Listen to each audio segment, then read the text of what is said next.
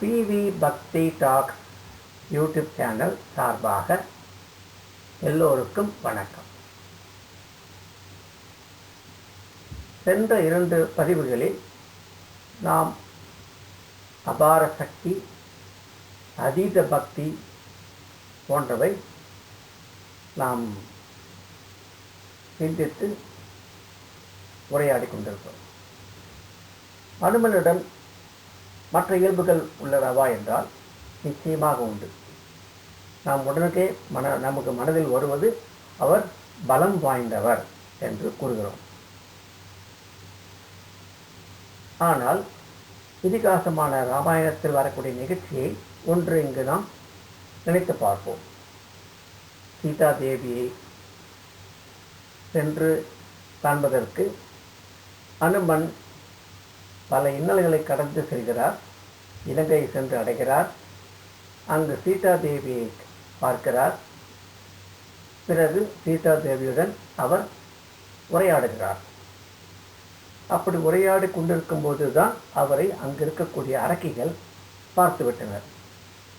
உடனே இந்த செய்தி அரண்மனைக்கு செல்ல, ராவணன் யார் அந்த குரங்கு என்று சொல்லி சில படை வீரர்களை அனுப்பி அவர் இழுத்து வர செல்கிறார்கள்.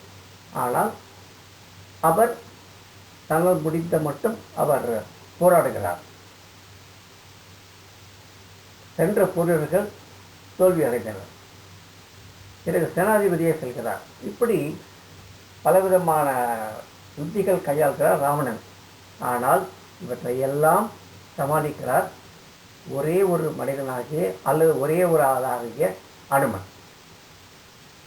இதை பார்க்கும்போது நாம் 2 உதாரணத்தை பார்க்கலாம். ஒன்று, ஒருவரை பலம் வாய்ந்தவர் என்று எப்படி சொல்லுவோம்? யானை போல பலம் உள்ளவர் அப்படி சொல்லுவோம்.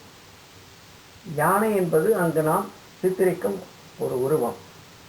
நமது அனுபவத்தில் யானை அதனுடைய வலிமை, அதனுடைய திடம் என்று நம்மால் ஒப்பிட்டு பார்க்க முடியும். ஆனால் ஒருவனிடம் வீரம், தீரம், திறமை எல்லாம் இருக்கிறது என்றால், ஒரு மல்டிபிள் எஃபெக்ட் சொல்லுவோம் இல்லையா, இருந்தால் அதற்கு என்ன சொல்லுவோம்? பராக்கிரமம் என்று சொல்லுவோம்.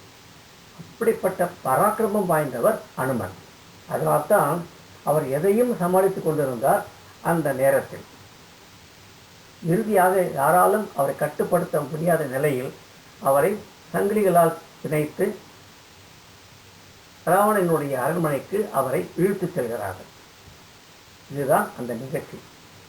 ஆக இந்த நிகழ்ச்சியை பார்க்கும்பொழுது நமக்கு புலப்படுவது அனுமனின் பராக்கிரமம்.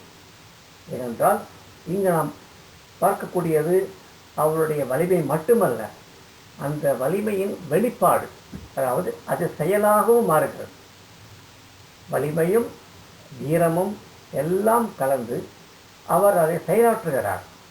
அதற்குத்தான் நாம் பராக்கிரமம் என்று சொல்கிறோம். ஆக பராக்கிரமம் வாய்ந்தவர் அனுமன் என்று சொன்னால் மிகையாகாது. அப்படிப்பட்ட அனுமன் பராக்கிரமத்துடன் ராவணன் அந்த அரச சபைக்கு இழுத்துச் செல்லப்படுகிறார். மேற்கொண்டு பார்ப்போம். ஜெய் ஆஞ்சநேயாய.